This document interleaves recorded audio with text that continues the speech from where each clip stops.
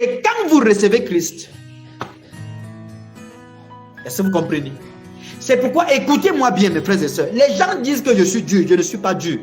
Arrêtez de célébrer vos anniversaires. Arrêtez de célébrer les jours de votre naissance biologique. Plus vous célébrez ce jour, plus vous renouvelez l'alliance qu'il y a entre les forces, les dieux de vos familles et vous. C'est pour ça qu'ils continuent de vous tenir en captivité. Apprenez plutôt à célébrer l'anniversaire du jour que vous avez donné votre vie à Christ. Ça renouvelle et ça renforce l'alliance entre Christ et vous. Voici pourquoi les liens que vous avez brisés, quand vous célébrez de nouveau vos anniversaires, vous rétablissez ces liens. J'espère que pour vous aussi ce n'est pas dur, mais cependant c'est la vérité. Est-ce que vous comprenez? Ce qui est né de la chair est chair, ce qui est né de l'esprit est esprit.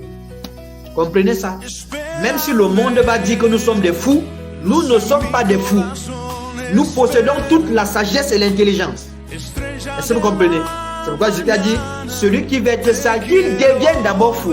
Mais Dieu dit que la sagesse de ce monde est une folie devant Dieu. Donc quand vous célébrez le jour de votre naissance selon la chair, c'est de la folie que vous faites. Mais si vous célébrez votre jour de naissance en Christ, le jour que vous avez donné votre vie à Christ, pour Dieu c'est la sagesse.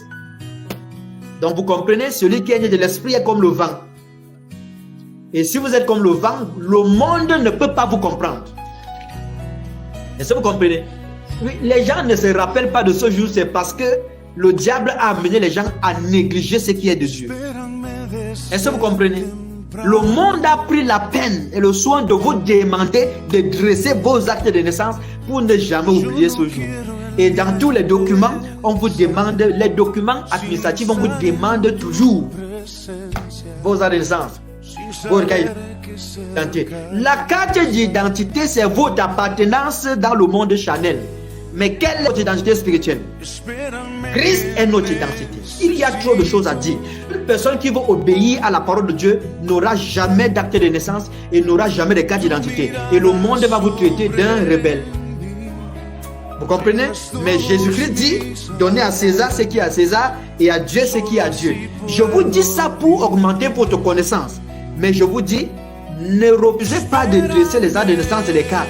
Faites cela, car quand César, qui est le roi, la royauté du monde, vous demande cela, présentez et continuez votre route.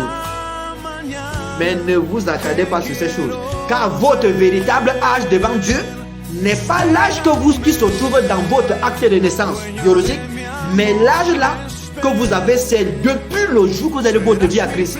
C'est votre véritable âge pour Dieu là-bas. Depuis quand on compte les années de vie d'un mort? Un mort n'a pas de vie. Est-ce que vous avez compris? C'est pourquoi sur la tombe de quelqu'un on dit né telle année et décédé à telle année. Donc pour vous, vous êtes de tout le temps que vous êtes mort là, on ne compte plus vos années. Mais c'est le jour que vous donnez votre vie à Christ, c'est là que le ciel commence à compter votre âge. Si vous voulez connaître votre âge spirituel, regardez le nombre d'années que vous êtes en Christ. Réellement, je ne parle pas de quand vous avez commencé à aller à l'église, mais quand vous avez pris la décision de ne plus pécher, de vivre dans la sanctification et d'obéir à Dieu, c'est ce jour que vous êtes né. Car celui qui pêche est du diable. Or, celui qui est du diable est mort. Vous avez vu? C'est ça la vérité. Donc, nous avons vu